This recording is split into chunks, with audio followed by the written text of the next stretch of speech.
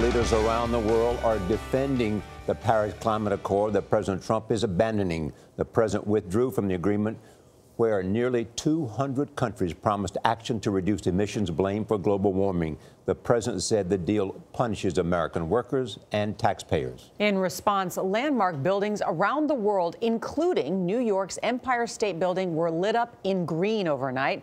Business leaders and other government officials are blasting the president. Major Garrett is at the White House. Major, good morning.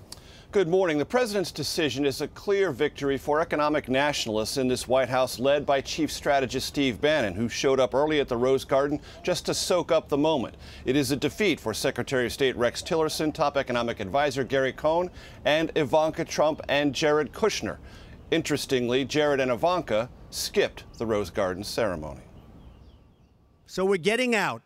President Trump portrayed his decision to abandon the Paris Climate Agreement as a rescue mission for the American worker, not an abdication of U.S. leadership on green technology or efforts to slow global warming. The Paris Climate Accord is simply the latest example of Washington entering into an agreement that disadvantages the United States.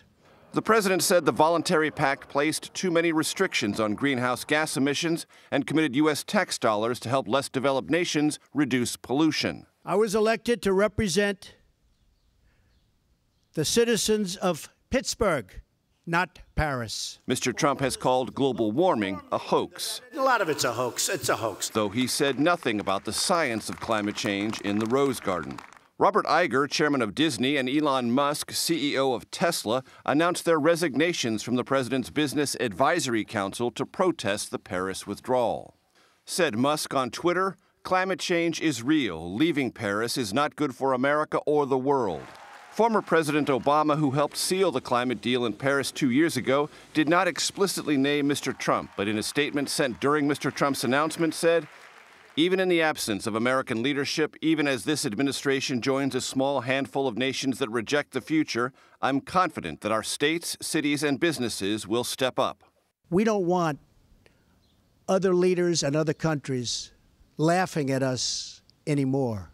The president said under the agreement, China and India would continue to pollute by using coal, while the U.S. would be forced to limit coal-fired plants and other fossil fuel use.